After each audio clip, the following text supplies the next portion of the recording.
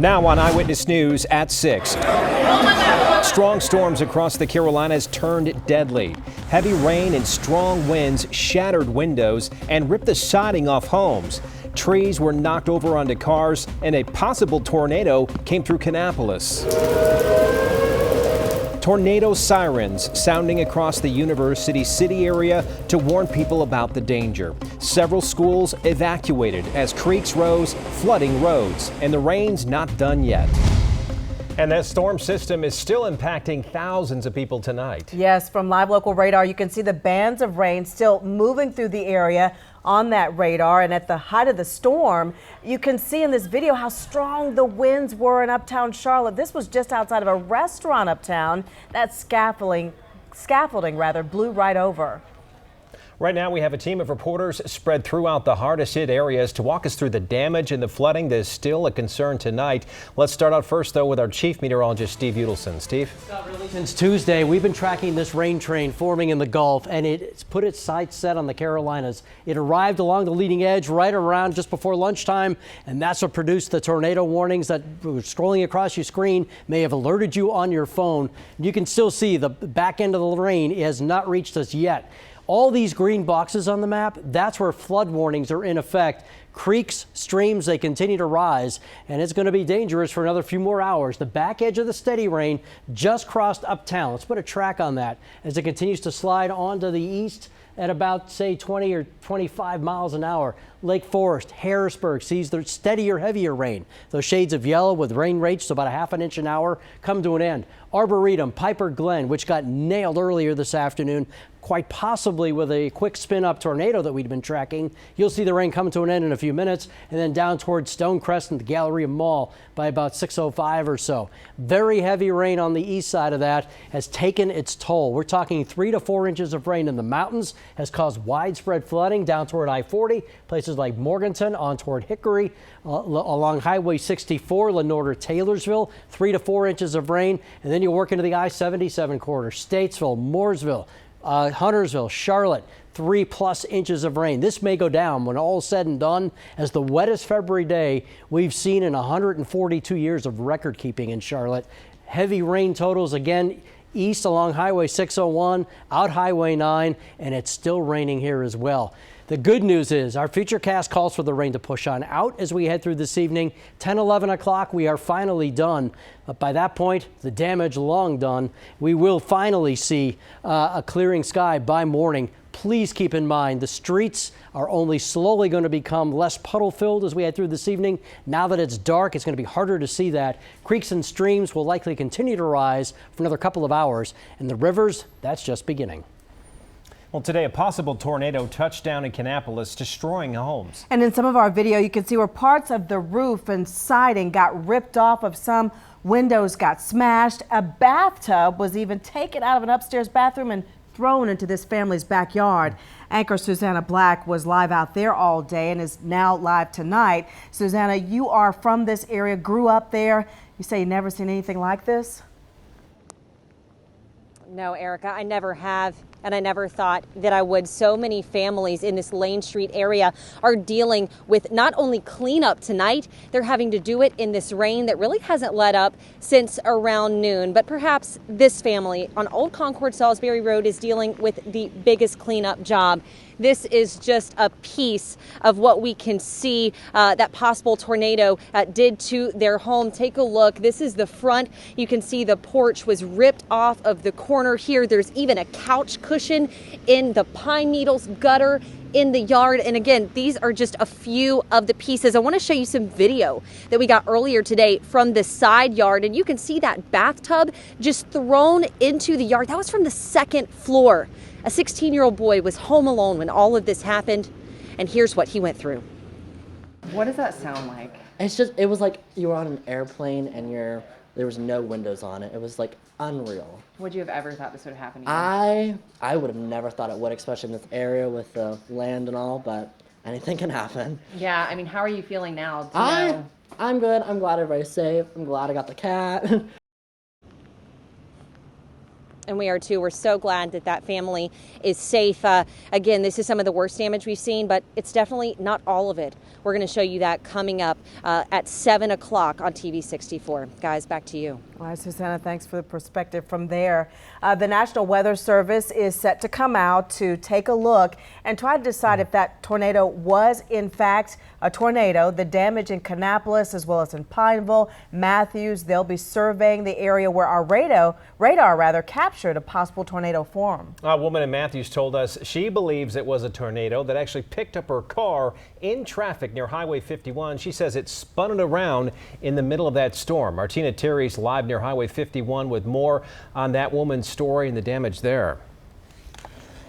He has so much damage in this area, guys. Look at what it did to this business that's behind us here on Highway 51. Parts of the roof, installation, and siding lifted off of the building. It landed all the way across the street. Many here believe a tornado did this. This is video of Highway 51 as emergency crews shut down part of the highway because that storm snapped trees, knocking them into the middle of the roadway. A local woman was riding with her mother in the area at the time. She says something that sounded and felt like a tornado lifted her car up off of the ground.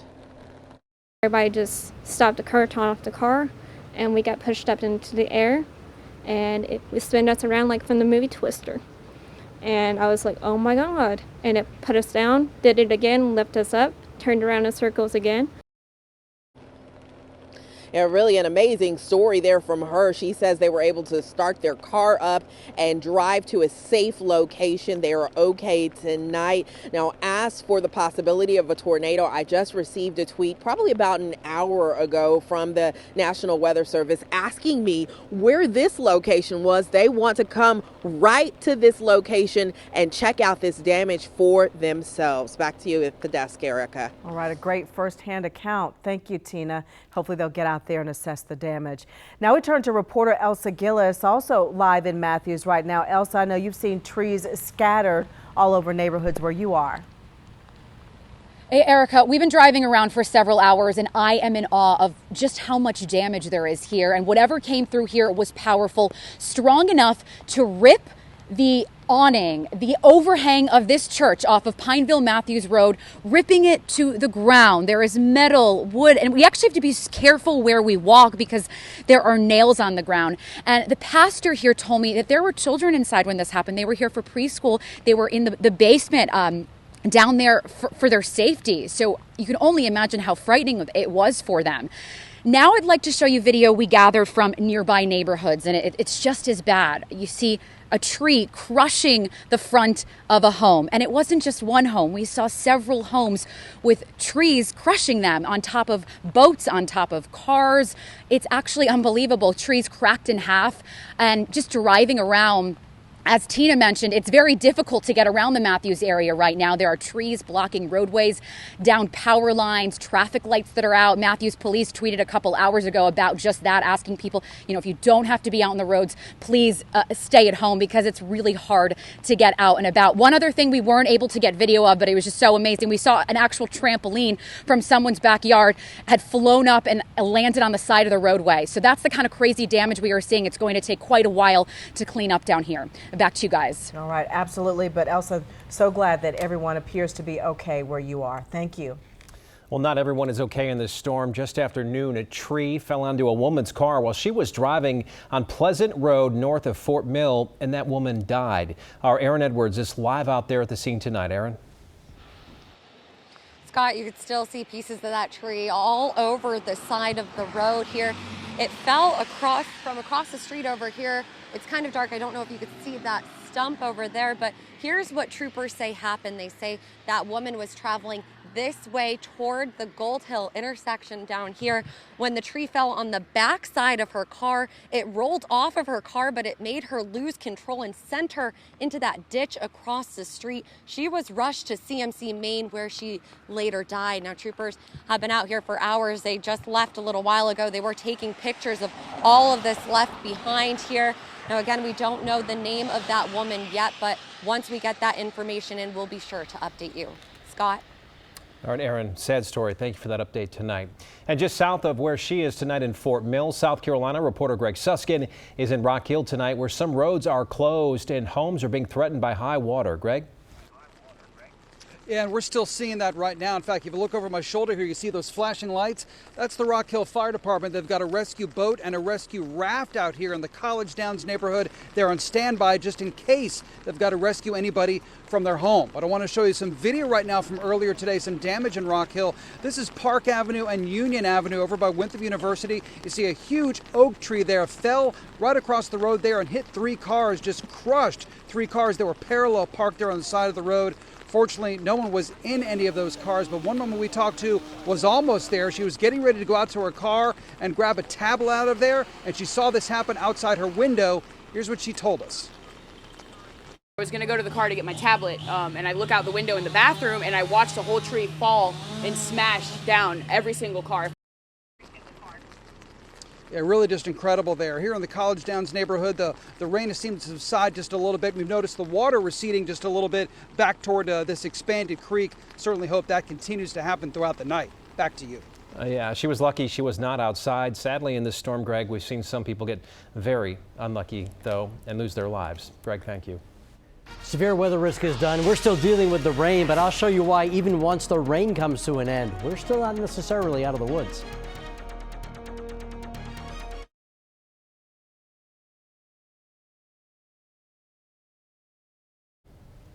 High water in Catawba County forced the evacuation of some apartments in Southeast Hickory. A temporary shelter has been set up at the Catawba Valley Community College to help out people. Our Dave Faraday joins us live from Hickory now with how those residents are doing tonight. Dave? Well, Scott, some good news. We're hearing that shelter has now closed. Some of the folks are now getting back into their apartments. Earlier today, the problem was right here along Miller Branch. It came up 10 to 15 feet, actually got into some of these apartments over here. And I don't know if my photographer Bray can get a shot of this or not, but as the water receded, look at all that mud that it left in the parking lot over there. Take a look at this video that we shot earlier. You can see where some of the high water was here at the Ridgecrest Apartments in Southeast Hickory. Catawba County scrambled to get folks out of the water along Miller Branch that runs right next to 12th Avenue Southeast. As it began to rise across the foothills, we saw some of the flash flooding up close in both Caldwell and Alexander counties, where several roads were shut down in both Lenoir and south of Taylorsville. Some of that water has receded, but the rain continues to fall and the ground is very saturated. We spoke with one resident here at Ridgecrest Apartments earlier today. And it was rough. This whole road was lined up with police, emergency vehicles. One emergency vehicle got stuck down there and they had to get it pulled out. It was rough. As it rained after hour and it rises, it's gonna get serious. It is gonna get serious because we've seen it before. And there have been problems across the foothills. I was in close contact with the folks over in Burke County earlier today. They had 12 different roads underwater. And you can see over here in the lights that we set up around our truck, rain continuing to fall. Not as strong as earlier today. I did get a chance to talk to some of my family members. My son is telling me that here in Catawba County, 2-hour delay for tomorrow morning. Back to you. He's the source. Thanks, Dave. Gaston County Emergency Management just called for a voluntary evacuation for parts of the towns of Cramerton, Lowell, and McAdenville ahead of flooding along the South Fork River. Yes, in fact, police in Cramerton and Lowell are going door to door to let people know about the danger out there. Meteorologist John Aarons is live for us right now in Cramerton with an update. John? Yeah, we're at 8th Avenue near the fire department, Erica, and I just spoke with town manager David Pugh, who says they don't want anybody around here for the rest of the night tonight. Sometimes people will come down here for social media to take pictures of the rapidly rising water. Do not do that now. I've been covering storms here for about over 10 years, and usually I can get down into the dock maybe 3 or 4 steps. Can't do that now. The water's moved past that, and it's now threatening the fire department. Already over at the Cramerton Drug, that parking lot's starting to get covered, and cars are starting to move. I was talking with emergency managers. It's possible that the water could get higher than it's been since 2003.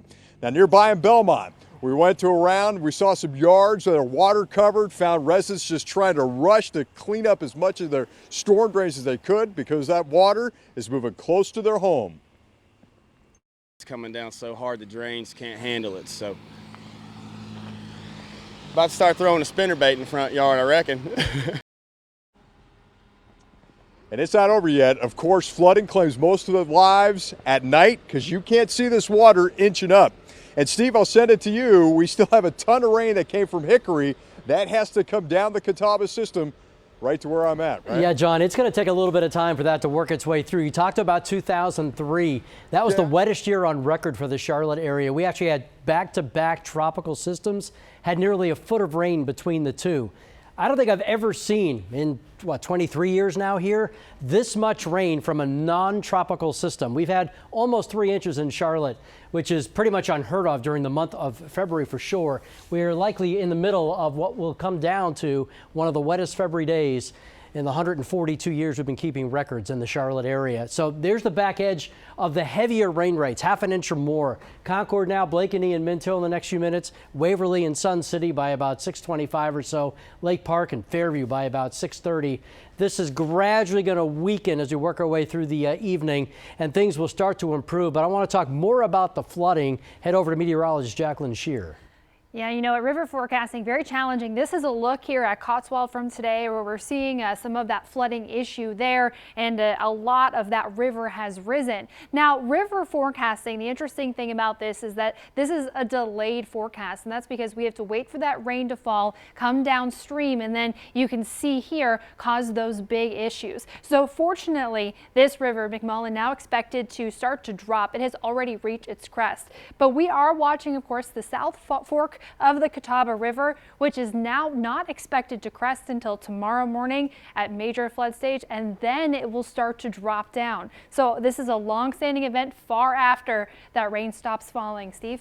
All right, thanks, Jack. So tomorrow morning, as you can try to get out and head to work, I'm not joking. Watch for debris on the roads. Yeah, they'll probably be drier, but there will likely be tree limbs down and whatnot, and it's dark at 6, 7 in the morning. So please keep that in mind. And we'll be in the upper 40s by 9 a.m. tomorrow. Tomorrow's futurecast, well, certainly better than today's. No rain in the metro. May see a couple of snow showers in the mountains as drier, cooler air tries to push on in. But the other big story aside from that is the fact we're going to see wind. I'll talk about the wind speeds in a moment. But keep in mind, the ground is nearly completely saturated still. That's not going to dry out overnight tonight. We'll be in the mid-50s come tomorrow afternoon. And when you combine a wet ground with wind speeds forecast to be 15 to 20 miles an hour, even in the Charlotte area, and 30 to 40 miles an hour in the mountains, I would not at all be surprised to see more trees come down tomorrow, even though the sun will be out. So I need you to be on guard for that. On Saturdays, we head into the weekend. We talked earlier about a disturbance coming on by earlier in the week. It now looks as if it's going to dry up as it comes in. Well, that's certainly good news. So nothing more than clouds in the metro. There'll be a few snow showers in the mountains as we had forecast earlier in the week. So we'll dry it out as we head into the weekend. For outdoor days, better bet is Sunday. And I have a feeling we're going to hear a lot of chainsaws going over the next couple of days to try to remove damaged trees and limbs, that sort of thing. Be extra careful. Be smart. We're going to be in the 50s the next few afternoons. Warm up from there. More rain coming our way Monday night into Tuesday of next week. Yeah. I wouldn't be surprised to see more schools delay tomorrow. Just because it would be you a need smart move. That sunlight. There could be branches falling overnight. There will be a lot of roads, debris on the roads, even though the roads Yeah. will be drier. You know, water throws around a lot of stuff, and the roads could be a mess tomorrow morning. That might be the safest bet. Yeah, side roads especially. All right, Thank thanks, you, Steve. Steve.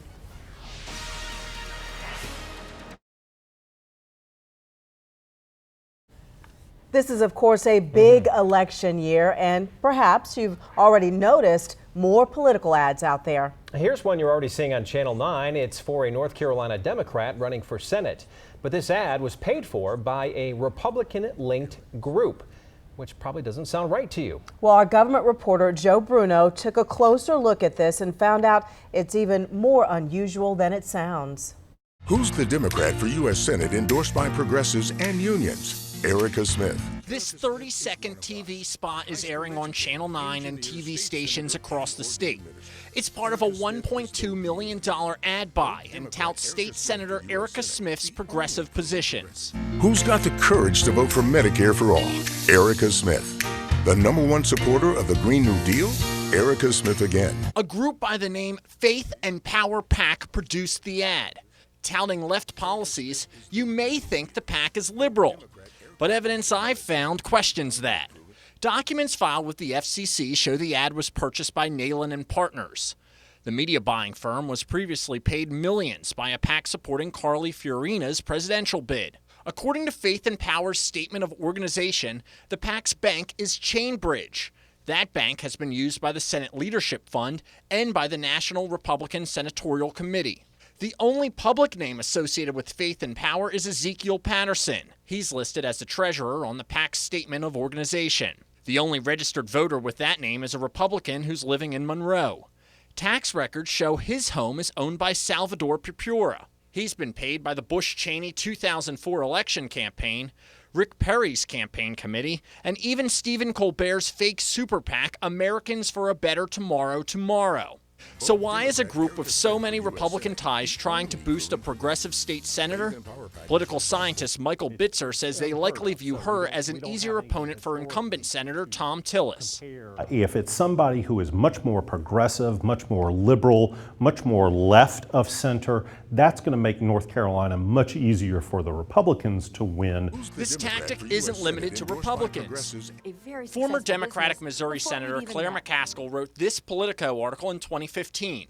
It details how she and her consultants put together a $1.7 million plan to boost Republican Todd Akin through TV ads. Akin ended up winning the primary and losing to McCaskill in the general. Bitzer says in a center-right state like North Carolina, it's not surprising groups would use this tactic. Anybody can participate in politics, so this is what we're stuck with. The Smith campaign and the Faith and Power PAC did not return requests for comment. Cal Cunningham is Smith's major opponent in a Democratic primary. He was endorsed by national Democrats and raised the most money on that side of the aisle for the seat. His campaign also declined to comment. Back to you. All right. Thank you, Joe. Going to dry out tonight. That's good news. See you at 11.